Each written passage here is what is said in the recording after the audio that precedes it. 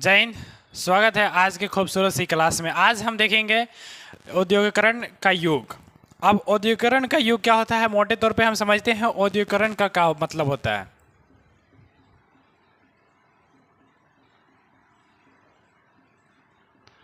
औद्योगिकरण, अब यह औद्योगिकरण का मतलब क्या चीज़ है। औद्योगिकरण का मतलब क्या होता है, उत्पादन करना। उत्पादन करना, लेकिन किसके सहारे? तो मशीनों के सहारे। मशीनों के सहारे क्या करते हैं, उत्पादन करते हैं। अब ये जो औद्योगिकरण का युग हम समझते हैं, तो यह औद्योगिकरण का जब युग चालू होता है 1760 से 1840 तक के बीच में हम बात करेंगे, यह कहलाता है हमारा औद्योगिकरण का युग कहलाता है। अब अगर मोटे तौर पर अगर परिभाषा, जैसे इसको जो चैप्टर है इसे क्वेश्चन हर एक बार एग्जाम में पूछा है, हो सकता है कि औद्योगिकरण का परिभाषा पूछ लेता, आप उसमें कैसे लिखेंगे? तो उसमें आप यह लिखेंगे, जिस युग में हस्त निर्मित यानी हाथों के द्वारा निर्मित वस्तु बनाना कम हुई और फैक्ट्री मशीन एवं तकनीकी का विकास हुआ, उसे औद्योगिकरण कहते हैं। यानी जिस काल में हाथों से बनाए जाने वाली वस्तु का कम हो जाना और फैक्ट्रियों में मशीनों एवं तकनीकों का विकास हुआ और मशीनों और तकनीकों के द्वारा जब बनाया जाने लगा, तो हम उसी युग को क्या कहते हैं, औद्योगिकरण का युग कहते हैं।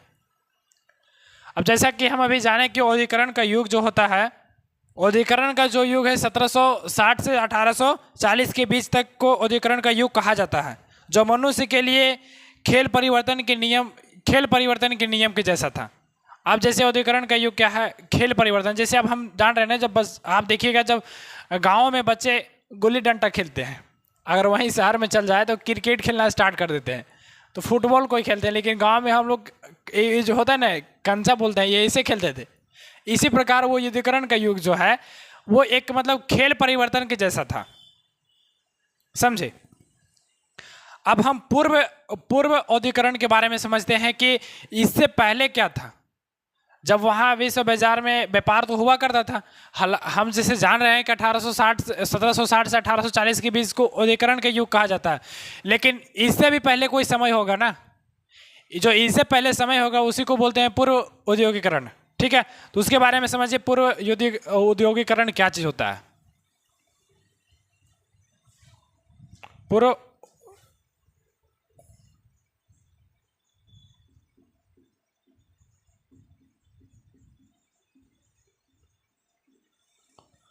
पूर्व औद्योगिकरण, इसको जरा समझिएगा। यूरोप में औद्योगिकरण से पहले काल को पूर्व औद्योगिकरण कहा जाता है। जो पूर्व औद्योगिकरण है, यूरोप में जो औद्योगिकरण के काल से पहले के काल को क्या कहा जाता है, पूर्व औद्योगिकरण काल कहा जाता है। दूसरे शब्दों में कहा जाए तो यूरोप में सबसे पहले कारखाने लगने के पहले काल को पूर्व औद्योगिकरण काल कहते हैं। यानी यूरोप में जब कारखाने लग रहे थे तो उससे पहले के काल को क्या कहते हैं, तो पूर्व औद्योगिकरण काल कहते हैं। इस अवधि में गांव के सामान जो बनते थे ना, वो बनते थे जिसमें शहर के जो व्यापारी या शहर के जो लोग थे वो खरीदते थे। कहाँ से खरीदते थे, तो गाँवों से खरीदते थे। इसलिए हम इसलिए भी इसे हम क्या कह सकते हैं कि पूर्व औद्योगिकरण। और अब आदि औद्योगिकरण की बात समझ सकते हैं। आदि औद्योगिकरण क्या था? आदि औद्योगिकरण,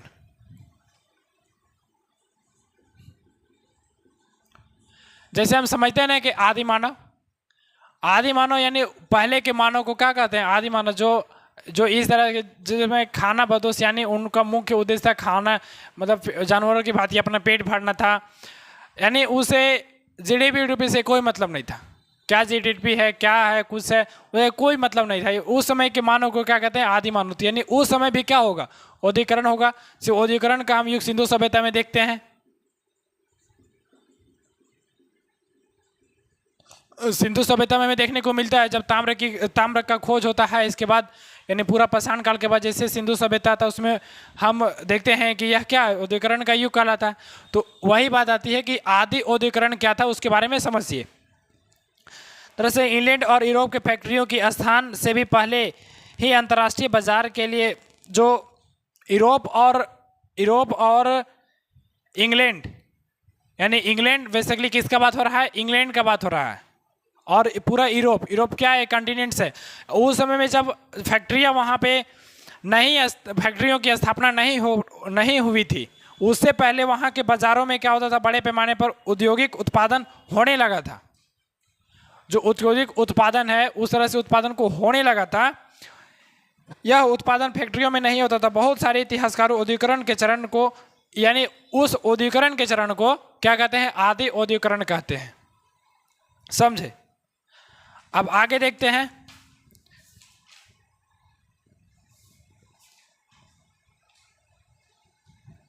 आगे देखते हैं व्यापारियों और गांवों पर ध्यान देने का कारण क्या था। जो व्यापारी लोग थे वो गांव में ध्यान क्यों दिए, उसके बारे में समझिए।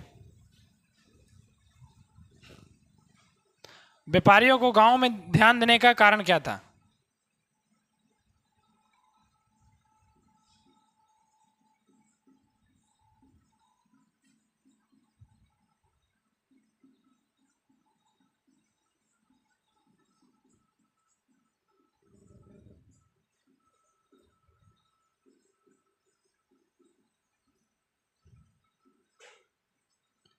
इसको समझिए थोड़ा सा। देखिए क्या होता है, जब व्यापारी लोग, व्यापारी कहाँ उस समय गांव से लोग, जब हम पढ़ते हैं पूर्व औद्योगिकरण अभी जब बात कर रहे थे, तो क्या होता है कि गांव से व्यापारी कहाँ खरीद कर लेते? शहरों में लेते थे। लेकिन क्या होता है, जिस शहरों में थोड़ा कंजस्टेड एरिया होता है वहाँ पे लीगल, आप जैसे आप देहात में है या गांव में है तो वहाँ पे इजीली जंगल में आप कुछ भी कर सकते हैं, उजाड़ करके जंगल वगैरह खेती कर लेता है लोग। लेकिन इस प्रकार से शहर में नहीं हो सकता। वहाँ पे लीगल काम आ जाती है, लीगल यानी वहाँ पे कानूनी कुछ कानून लग जाता है कि आप ये चीज़ नहीं कर सकते, वो चीज़ नहीं कर सकते हैं। तो इस तरह से क्या होता है कि व्यापारी जो लोग हैं, व्यापारी गाँव में जाते हैं और गांव में जा करके वहाँ के लोगों को क्या कहते हैं कि ये चीज़ काम करने के लिए बोलते हैं। क्योंकि जो गांव में जो छोटे मोटे किसान हैं वो तो कम्परेटिव उसमें निर्भर नहीं हो सकते हैं, यानी सब परिवार उसमें, परिवार कैसे चलेगा? अब किसी किसान के पास मान लेते हैं कि 1 एकड़ है, अब उसकी संख्या 10 है।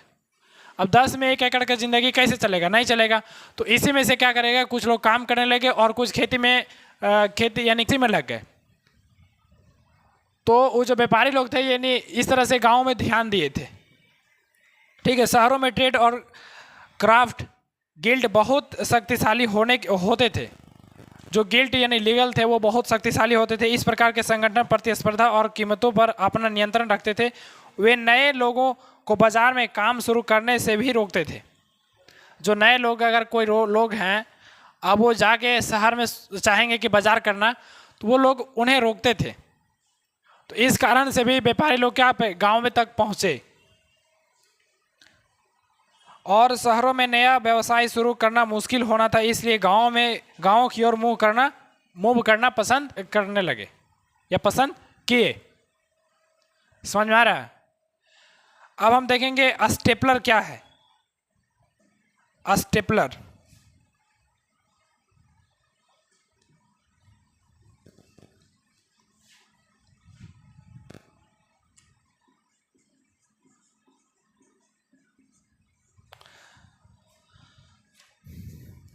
स्टेपलर एक यानी ऐसा व्यक्ति जो रेसों के किताब से ऊन को स्टेपलर करता है। स्टेपलर जो रेसों के किताब से, यानी रेसों के सॉरी क्या है, रेसों किताब नहीं, रेसों के हिसाब से। जैसे रेसों के हिसाब से अगर बोले तो कितना रेसा है, ऐसे हम लोग अगर कॉपी वॉपी जब बनता है कारखाना में तो देखा जाता है कि इसमें कितना पेज आ गया। अगर 10 रुपये का है तो इतना पेज रहेगा तो उसको पिन अप करता है। तो इसी प्रकार क्या करता है, उसमें स्टेपलर करता है यानी छांटता है। अब फुलर क्या होता है? फुलर समझिए, फुलर क्या होता है? स्टेपलर के बारे में समझे, यानी क्या करता है कि छांटता है। यह जो ऐसा व्यक्ति जो रेशों के हिसाब से ऊन को स्टेपल करता है, यानी वैसे लोगों को क्या करता है, स्टेपलर जो होता है वो छांटता था। अब जो फुलर आता है, यानी फुलर क्या कहता है उसके बारे में समझिए।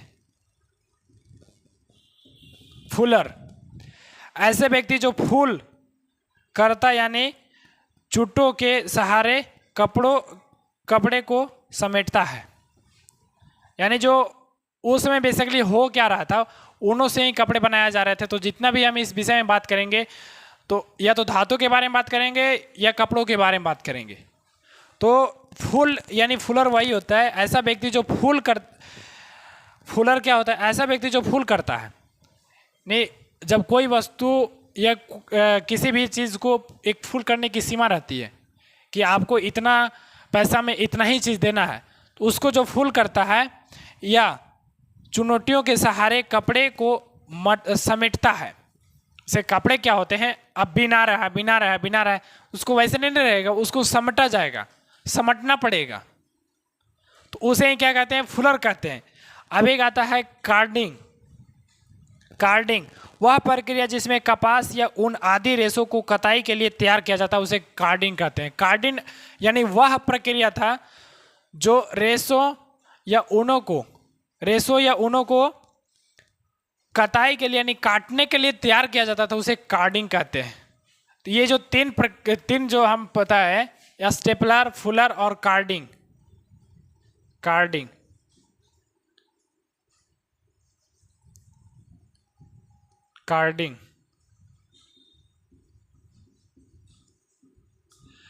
क्या करता है, उन रेशों को जब तैयार करता है यानी काटता है, कताई करने के लिए काटता है, उसे कहते हैं कार्डिंग कहते हैं। फुलर जो कपड़ों को समेटता था, और स्टेपलर क्या करता है, स्टेपलर का काम था छाटना कपड़े को। अगर सपोज दैट आप जैसे ऐसे समझ सकते हैं कि बहुत सारी चीज़ें एक में मिल गई है। जैसे आप मार्केट में गए होंगे तो एक सड़ा हुआ टमाटर और एक अच्छा टमाटर साथ में रह जाता है, यानी साथ में उसको कंबाइन करके रख देते हैं। तो क्या करता है, कभी कभी जो ऐसे व्यापारी होते हैं तो जो सरल टमाटर उसको बांट करके यानी बाहर कर देते हैं, और जो अच्छे टमाटर होते हैं उसको एक जगह रखते हैं। उसी को हम क्या कहते हैं, स्टेपलर कहेंगे। और जो समेटता है यानी समझ जाए जब सब्जी बिखराया हुआ है, हालांकि यहाँ पे सब्जी की बात नहीं हो रही, यहाँ पे जब भी हम बात करें ऊन और कपड़ों से बात करेंगे, क्योंकि उस समय बेसिकली कपड़ों का ही उद्योग चल रहा था। तो क्या होता है, जब कोई सब्जी बिखरा देता है तो अब उसको समेटना पड़ेगा ना, तो उसी को क्या कहते हैं, फुलर।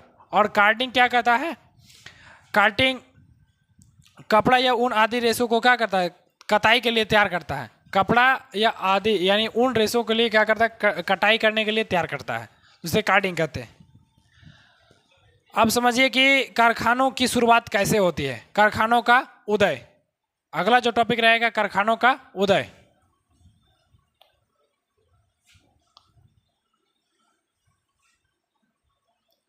कारखानों का उदय।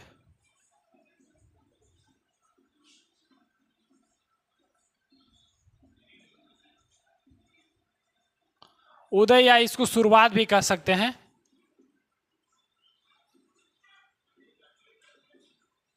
शुरुआत, ठीक है, यानी शुरुआत कैसे होता है, कारखानों की शुरुआत कैसे होता है।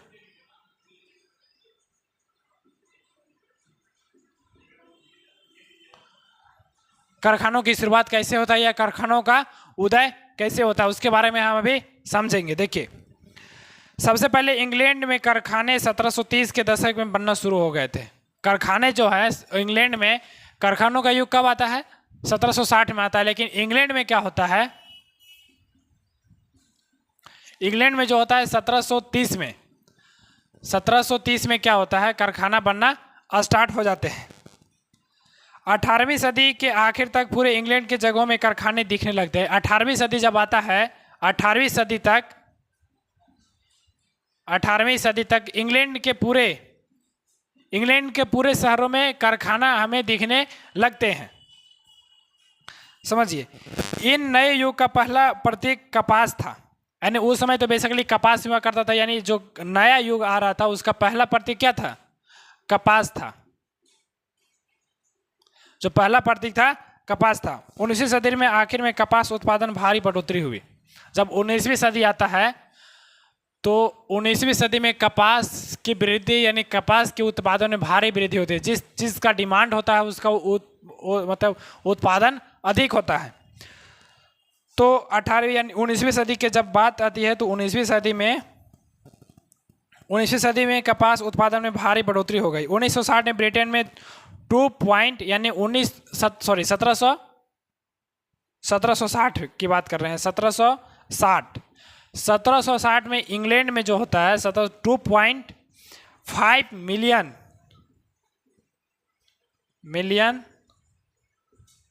पाउंड।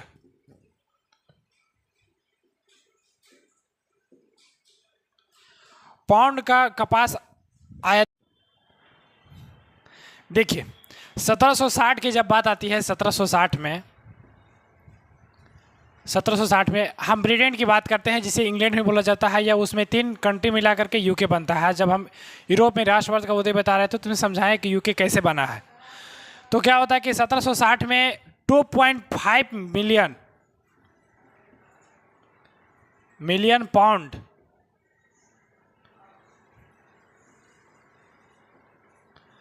पाउंड का कपास का क्या हो रहा था, उत्पाद यानी यहाँ पे आयात हो रहा था। ठीक है, आयातित था यहाँ पर, समझे। तो बात आती है फिर 1787 की बात आती है, और 1787 में यह बढ़ करके 22 मिलियन हो जाता है।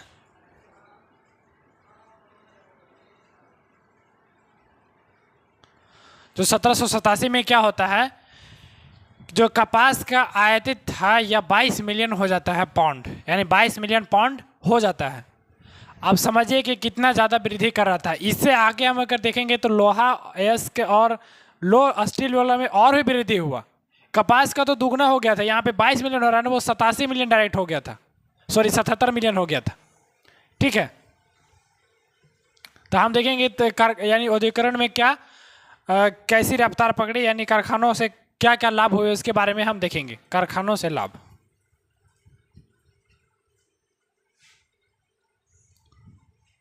कारखानों से लाभ।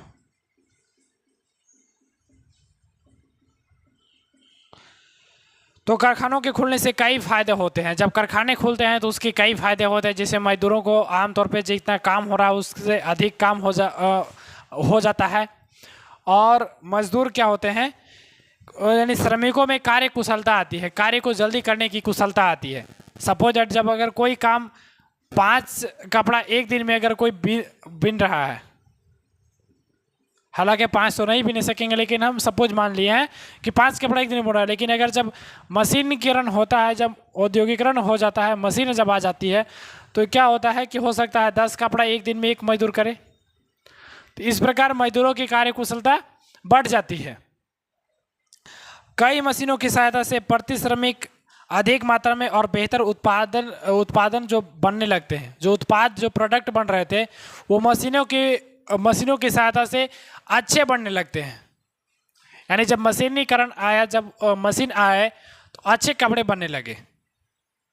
औद्योगिकरण की शुरुआत पर मुख्य रूप से सूती कपड़ा का उद्योग ही हुई थी। जब औद्योगिकरण जब शुरुआत हुआ था तो उस समय देखिएगा तो सूती कपड़ों का ही शुरुआत हुआ था, यानी सूती कपड़ों से ही शुरुआत हुआ था। कारखानों में श्रमिकों की और जब मशीनीकरण आया, औद्योगिकरण आया, जब कारखाने लगे तो उसमें जो श्रमिकों की निगरानी करना आसान हो गया, क्योंकि जब पहले घरों में रहते थे तो घर में निगरान करना ज़्यादा मुश्किल था एज कम्पेयर टू कारखाने में। यानी कारखाने में क्या करते हैं, लोग एक ही जगह काम करते हैं, तो वहाँ पर क्या होता है कि आप उसको ईजिली क्या कर सकते हैं, निगरानी में रख सकते हैं, समझे। औद्योगिकरण की परिवर्तन में रफ्तार किस प्रकार आती है तो उसके बारे में अब हम लोग समझते हैं।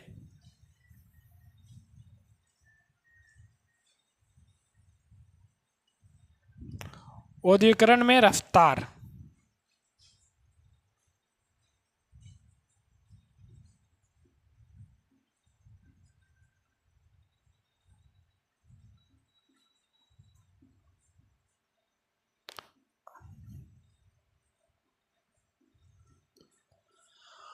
औद्योगिकरण में रफ्तार किस प्रकार से पकड़ता है उसके बारे में समझिए। देखिए औद्योगिकरण की का मतलब सिर्फ फैक्ट्री का उद्योग नहीं था, वहाँ पे सूती कपड़ा यानी कपास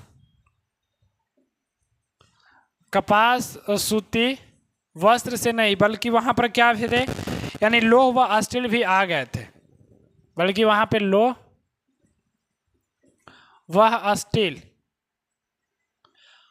भी आ गया था। यानी उसमें स्टील और लोह में भी क्या होने लगा, औद्योगिकरण, उसमें भी मशीन आ गई। और इसमें जो काफ़ी तेज़ी आई जब लो और स्टील यहाँ पे जब औद्योगिकरण हुआ, मशीनें इसको भी कारखानों में जब बनाया जाने लगा तो इसमें बहुत बड़ी बदलाव आई। और ब्रिटेन के सबसे फलते फूलते उद्योग थे कौन सा? लोह व स्टील और सूती कपड़ों का ये जो फलते फूलते उद्योग थे, यानी इसे भविष्य में बोला जा सकता है कि भविष्य में इसे क्या हो रहा है, फायदा ही फायदा है, फायदा ही फायदा नज़र में आ रहा है। तो इस प्रकार से ये ब्रिटेन के लिए क्या था, फलते फूलते उद्योग थे। औद्योगिकरण के पहले दौर पर 1840 की जब हम बात करते हैं तो यह औद्योगिकरण का सबसे पहला दौर था। और सूती कपड़ा उद्योग यानी उद्योग जो था अग्रणी क्षेत्रक था, जो सूती कपड़ा का था। 1840 तक की बात आती है तो 1840 में क्या था, जो अग्रभाग में यानी जो जिसका अगर सबसे ज़्यादा जगह जिस चीज़ में कमाई हो रही थी वो क्या था, सूती कपड़ा। सूती कपड़ों में ही कमाई हो रहा था। रेलवे इसके बाद क्या होता है, इसके फलस्वरूप जब कमाई होती है तो रेलवे का प्रसार होता है और लोह इस्पात उद्योग में तेजी वृद्धि होती है। जब रेल का प्रसार होता है तो जो लोह इस्पात में बहुत वृद्धि होती है। रेल का प्रसार इंग्लैंड में 1840 में हुआ के दशक में हुआ और उपनिवेशिक में यह 1860 में हुआ था। यानी जहाँ पर जो ब्रिटेन अगर किसी कंट्री को अगर कब्जे में रखा था, यानी वहाँ के उसको गुलाम बना लिया था, उसको उपनिवेशिक कंट्री बोलते हैं। तो वहाँ पर अगर 1840 में रेल का प्रसार हुआ था, लेकिन अगर ब्रिटेन की बात करते हैं तो ब्रिटेन में 1840 में रेल का प्रसार हो गया था।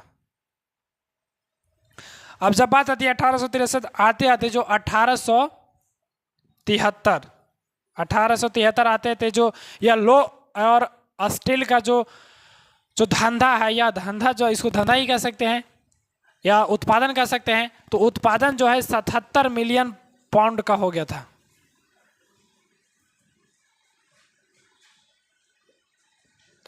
जो कि सूती वस्त्र का दुगना था, जो कि क्या था, सूती वस्त्र का दुगना था। अब लेकिन औद्योगिकरण का रोजगार पर खास असर नहीं पड़ा।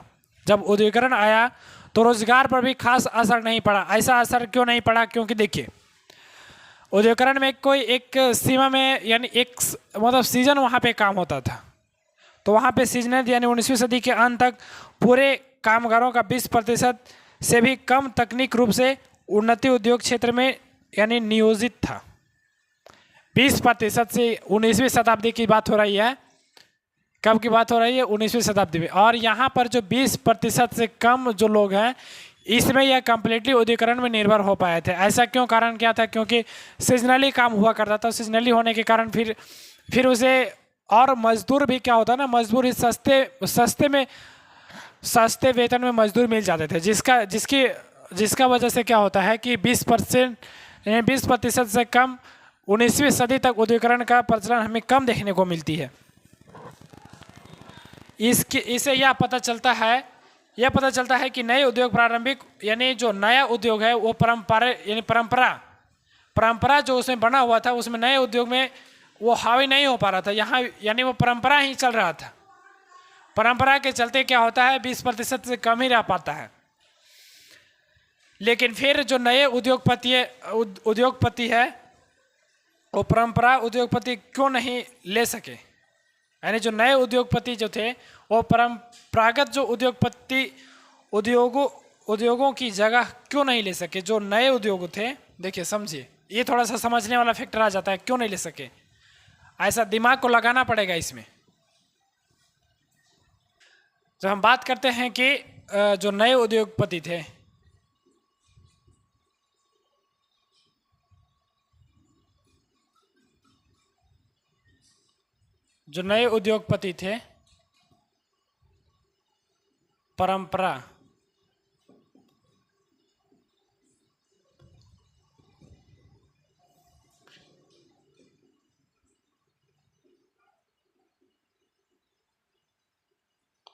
परंपरागत उद्योगपति का जगह क्यों नहीं ले सके?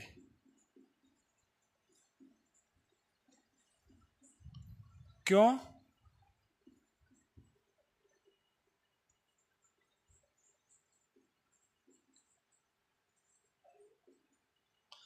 नहीं ले सके? क्या कारण था जो नए उद्योगपति आए वो परंपरागत जो उद्योगपति थे उस समय यानी उन लोगों का जगह यह क्यों नहीं लेने सके, तो उसके बारे में समझिए। जैसे उद्योगपति क्षेत्र में काम करने वाले मजदूरों की संख्या कम थी। जो औद्योगिक क्षेत्र था उसमें काम करने वाले जो मजदूर थे उसकी संख्या कम थी, यानी औद्योगिक क्षेत्र में लोग काम करने वाले मजदूरों की संख्या कम थी। यानी उसमें अगर ये बोला जाए कि उद्योग में काम करना लोग नहीं चाहते थे। प्रौद्योगिकी बदलाव की गति धीमी थी।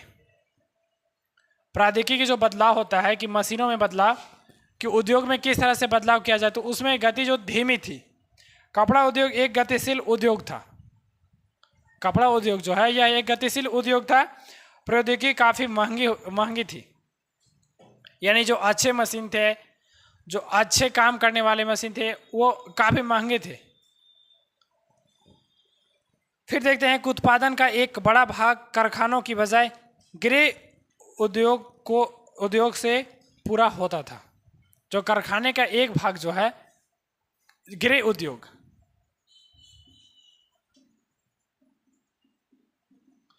जो परंपरागत उद्योगपति की बात करते हैं तो परंपरागत उद्योगपति क्या था, वो गृह में ही तो काम करवाते थे। तो गृह उद्योग जो थे, गृह जो उद्योग क्या होता था कि उत्पादन का एक बड़ा भाग कारखानों के बजाय गृह में ही होता था। जो उत्पादन होता था, उत्पादन का एक बड़ा भाग, यानी अधिकतर जो समाज थे, हम देखें ना अभी 20% यानी उद्योगीकरण में लोग थे, बट जो 80% यानी उद्योगीकरण परंपरागत उद्योगपति का एक ऐसा समाज जो कि गृह उद्योग पर क्या करता था, पूरा निर्भर था। अब हाथ या श्रम और वाष्प शक्ति से बारे में हम लोग समझते हैं। हाथ का श्रम,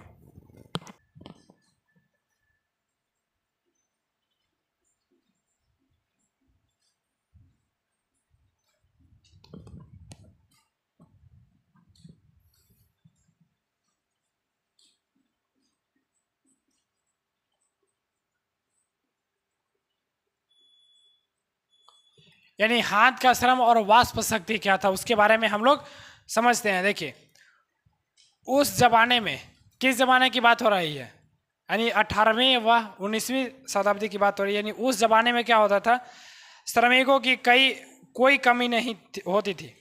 श्रमिकों की कोई कमी नहीं थी, यानी काम करने वाले अधिक लोग थे, श्रमिकों की कोई कमी थी। इसलिए श्रमिकों की जो किल्लत या उसको बोल सकते हैं अधिक परिश्रमिक की कोई समस्या नहीं थी। किल्लत मतलब समझ रहे हैं, किल्लत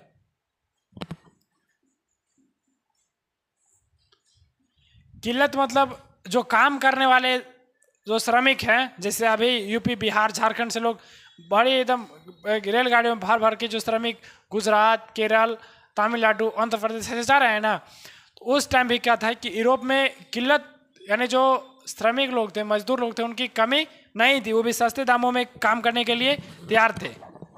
इसलिए महंगी मशीनों में पूंजी फंसाने से अच्छा था से बताइए कि जब जो श्रमिक हैं वो कम दामों में, अगर जो काम करने वाले श्रमिक जो कम दामों में मिल जा रहे हैं, तो महंगी मशीनों में क्यों पैसा फंसा है?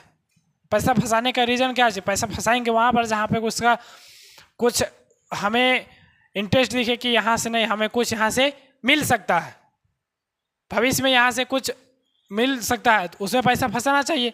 तो जो बड़े बड़े उद्योगपति लोग थे वो चाहते थे कि जब हमें मजदूर सस्ते दामों में मिल ही रहे हैं तो हम अच्छे मशीनों पर पैसा क्यों खर्चा करें।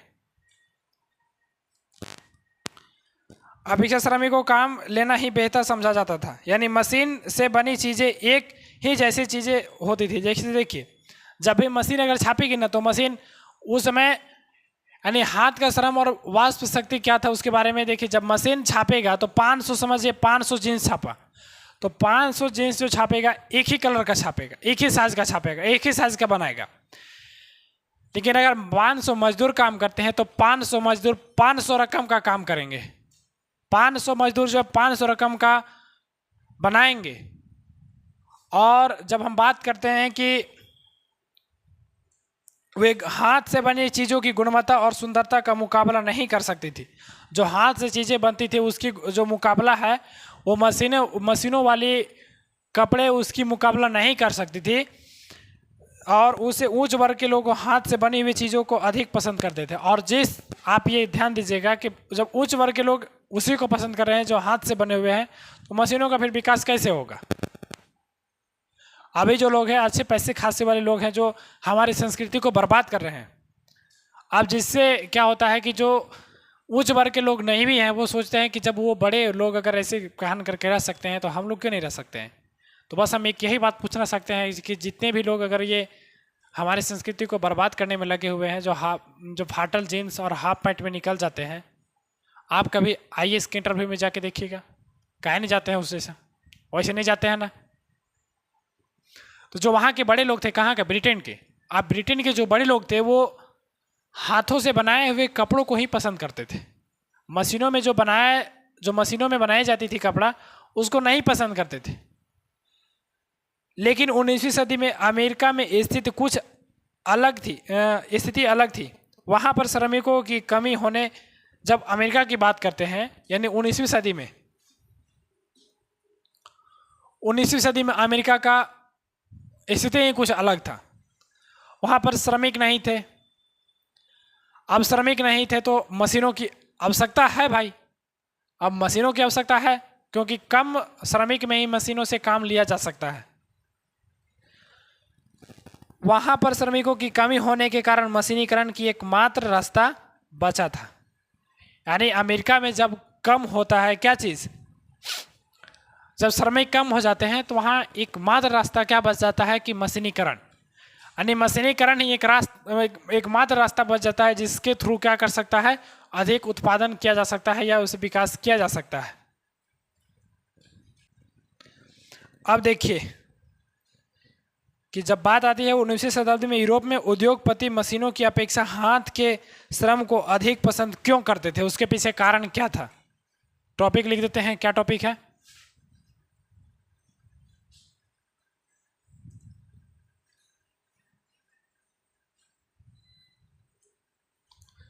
यानी टॉपिक क्या चीज 19वीं शताब्दी में?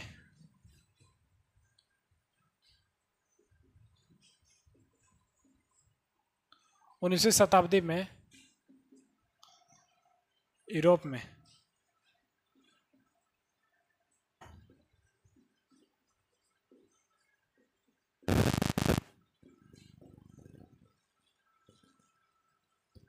उद्योगपति मशीनों की अपेक्षा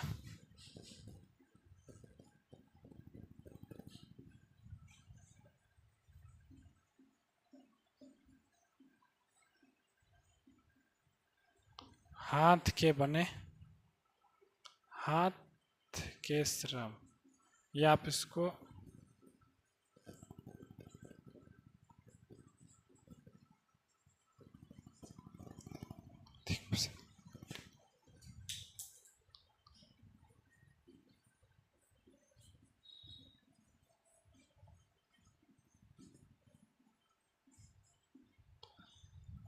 क्या कारण है कि जब यूरोप के लोग हैं, 19वीं शताब्दी की बात हो रही है, 19वीं शताब्दी में क्या कारण है कि जो हाथ से जो श्रमिक बनाते थे उसके अपेक्षा में मशीनों के जो बनाए जाते थे, यानी हाथ वालों को काहे अधिक पसंद किया जाता था और मशीनों से बनाए जाते थे उसको काहे कम पसंद किया था, यानी उसको अधिक पसंद नहीं किया जाता था।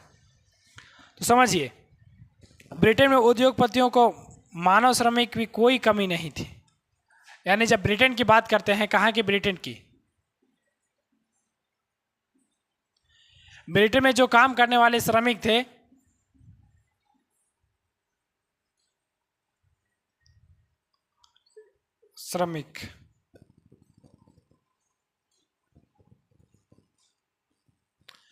यानी श्रमिक, जो ब्रिटेन में काम करने वाले श्रमिक लोगों की कोई कमी नहीं थी, जो मशीनों की अपेक्षा किस में काम करना पसंद करते, यानी हाथ से ही काम करना पसंद करते थे। वे मशीन इसलिए लगाना नहीं चाहते थे क्योंकि मशीनों के लिए अधिक पूंजी निवेश करनी पड़ती थी। देखिए, मशीन अगर लगाएंगे तो उसमें पैसा अधिक लगेगा, पूंजी अधिक लगाना पड़ता है, जबकि उतना ही पूंजी में लोग आराम से क्या करते थे, श्रमिकों से काम करवा लेते थे, बल्कि उनमें अच्छा उन लोगों को प्रॉफिट भी हो जाता था। इसके कारण में क्या होता है कि लोग श्रम से ही बनाना पसंद करते हैं। कुछ मौसमी उद्योगों में श्रमिकों द्वारा हाथ से काम करवाना अच्छा समझा जाता था। यानी मौसम के अनुसार उद्योगों में श्रमिकों के द्वारा काम करवाना अच्छा माना जाता था, यानी मौसम के अनुसार चलता था। वहां पे ठंडी में ज़्यादा काम होती थी, जैसे ठंडी हो गया, अब जो ठंडी में काम कर रहा है लोग, अब गर्मी आ गया तो गर्मी में वो सबका रोजगार खत्म हो गया। अगर सपोजर जो वहाँ उद्योगपति अगर मशीन ले लेता है तो ठंडी में काम करेगा, लेकिन जब गर्मी आ गया तो वो कैसे काम करेगा? वो तो वहाँ पे पूंजी फंसा रहेगा ना। अब बाजार में अक्सर बारीक डिजाइन और खास आकारों वाली चीज़ों की मांग रहती थी और हस्त कौशल पर निर्भर थी। जो बारीक डिजाइन होती थी, यानी तरह तरह के डिजाइन बनाए जाते थे, वो बाजार में अधिक मांग थी। अब मशीनों के द्वारा उतना डिजाइन तो बनाया जा सकता है तो उसमें मशीन का विकास नहीं हुआ था। अभी तो कई प्रकार के डिजाइन बनाया सकता है, लेकिन उस समय की बात कर रहे हैं, उस समय मशीन का विकास नहीं हुआ था। तो हाथ में जो तरह तरह के हाथों के द्वारा जब तरह तरह के डिजाइन बनाए जाते तो उसका बाजार में अधिक मांग था, जिसके कारण जो उद्योगपति लोग थे वो हाथों से ही बनवाना पसंद करते थे। अब मजदूरों की जिंदगी कैसी थी उसके बारे में समझिए। मजदूरों की जिंदगी,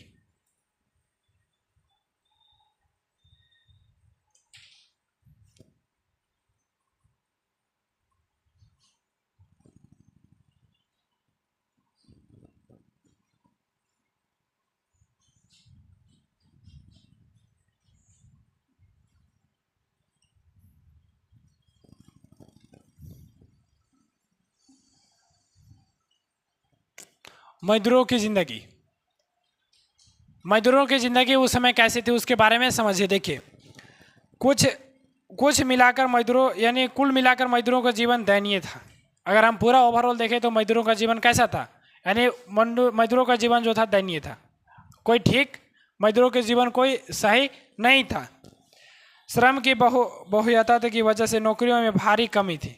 तो श्रम के जो लोग थे वो काम करने वाले अधिक लोग थे, और जब काम करने वाले अधिक लोग रहेंगे तो नौकरियों में कमी रहेगी। और कारण ये भी था कि जिस कारखाने में लोग अगर कोई संबंधी उस कारखाने में काम कर रहा है या दोस्त काम कर रहा है तो अपने संबंधी को वहाँ लेता था।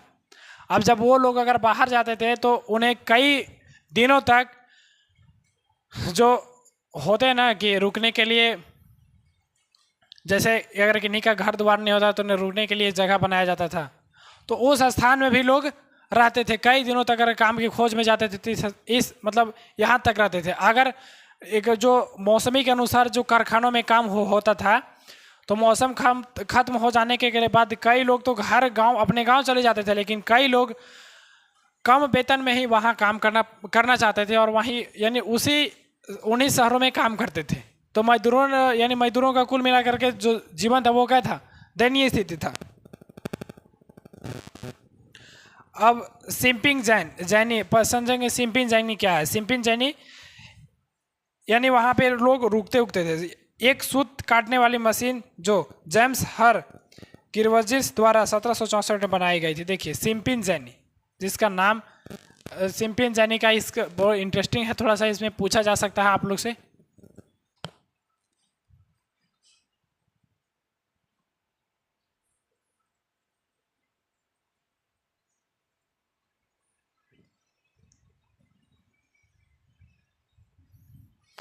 सिंपिंग जैनी, और सिंपिंग जैनी कौन थे? ये सूत काटने वाला।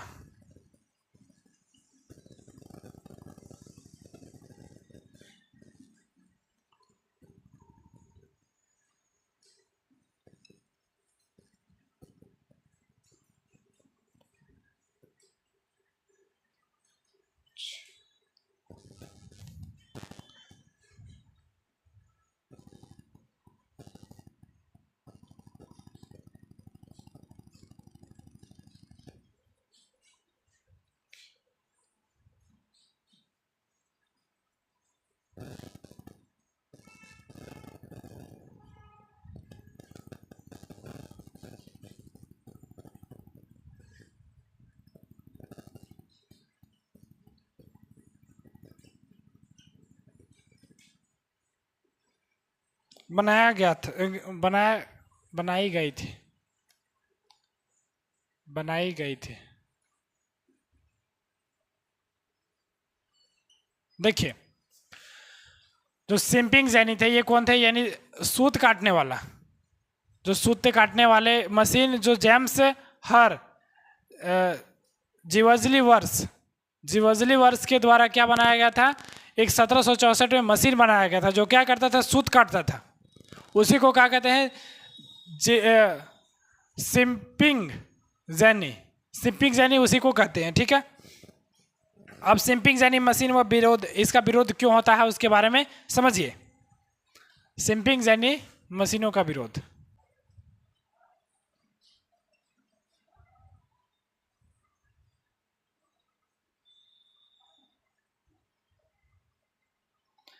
विरोध कैसे होता है। देखिए, जब बात आती है 19वीं सदी के मध्य पर, अच्छे दौर में भी शहरों की आबादी लगभग 10% अत्यधिक थी।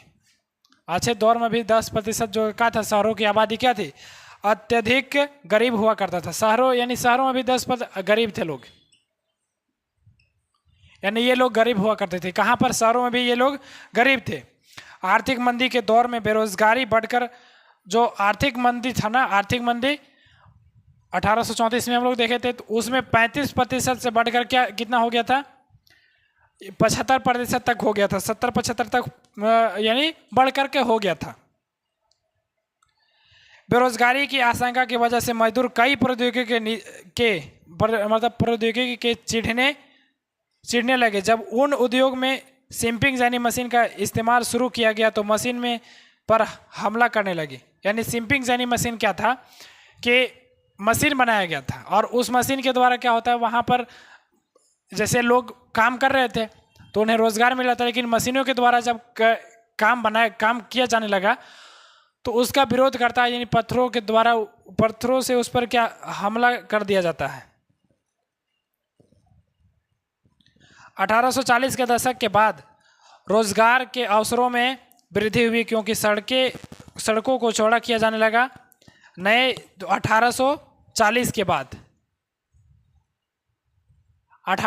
के बाद रोजगार में वृद्धि होगी। ऐसा क्यों हुआ कि सड़कों को चौड़ा किया जाने लगा, रेल बिछाया जाने लगा, यानी रेल लाइनों का विस्तार हो गया। अब हम लोग जो नेक्स्ट क्लास में देखेंगे कि उपनिवेशों में औद्योगिकरण क्यों होता है। क्योंकि देखिए, जब 1840 में वो अपने ही देश में क्या बिछा रहे थे, रेल लाइन बिछा रहे थे, लेकिन औपनिवेश जो 1860 में जहाँ पर वो अधिकार किए हुए थे, वहाँ पर वो रेल लाइन बिछाना स्टार्ट करते हैं।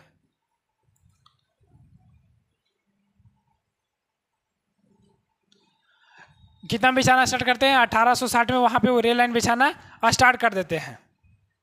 अब देखिए, जो औपनिवेशिक औद्योगिकरण क्या था उसके बारे में हम लोग नेक्स्ट क्लास में पढ़ेंगे। तब तक के लिए बाय, जय हिंद।